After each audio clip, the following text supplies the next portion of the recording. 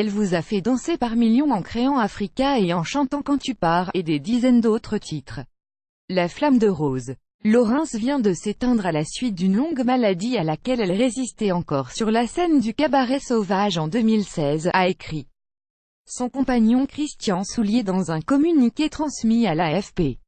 En 1982, une jeune chanteuse française d'origine polonaise, Rose Podjony, qui se fait connaître sous le pseudo de Rose Laurens, fait danser la France entière avec un titre entraînant, Africa. Le succès est immédiat et colossal puisque ce sont 3 millions de disques qui s'écoulent dans l'Hexagone, avant de franchir les frontières de l'Europe.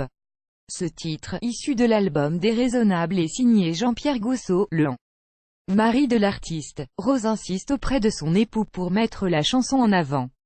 Lui, n'y croit pas du tout. C'est Rose qui a raison. Grâce à Africa, sa carrière est lancée. Africa, la reprise improbable de Julien Doré avec Dick Rivers, vidéo. 36 ans plus tard, Julien Doré donne une seconde vie à ce tube, en le réorchestrant et en l'interprétant en duo avec Dick Rivers.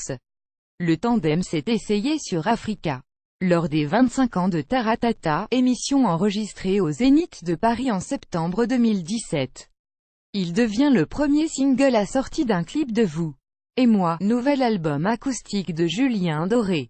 La voix et le ton sont plus mélancoliques que dans la version initiale, mais l'ex-gagnant de la nouvelle star ne peut alors imaginer que tandis qu'Africa revit, Rose Laurens, elle, s'éteint, après avoir lutté durant 2 ans contre un cancer.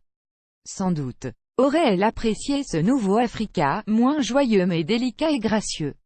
Rose Laurens n'a pas 20 ans lorsqu'elle débute comme chanteuse dans un groupe de rock progressif, mais c'est à 27 ans qu'elle prend son envol, en interprétant Fantine, en 1980, dans Les Misérables, comédie musicale mise en scène par Robert Hossein. Le succès arrive 2 ans plus tard avec Africa. Elle sort un second album, l'année suivante, intitulé Vivre, dans lequel figure un autre de ses principaux tubes, Mamie Yoko, tandis que son mari Jean-Pierre Gousseau compose les musiques. Rose Laurens peut aussi compter sur des auteurs de renom pour ses chansons, Francis Cabrel, Yves Simon, Jean-Jacques Goldman qui consolide sa carrière, plus grand que Amour, Clash, Vraie, fausse rivalité.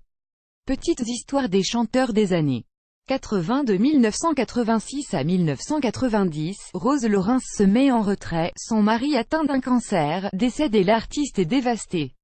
Elle reviendra quelques années plus tard avec un nouvel album au succès plus confidentiel et apparaîtra occasionnellement sur scène, dans le cadre de la tournée RFM. En 2015, c'est Pierre Palmade qui lui donne l'occasion de revenir en studio. Il lui écrit les chansons de l'album ADN. Le dernier de Rose qui doit, peu de temps plus tard, mener un nouveau combat contre la maladie. Star 80, la suite, Sabrina, Jeanne Masse, Jean-Pierre Madère, 30 ans après. Ils ont bien changé. 30 photos.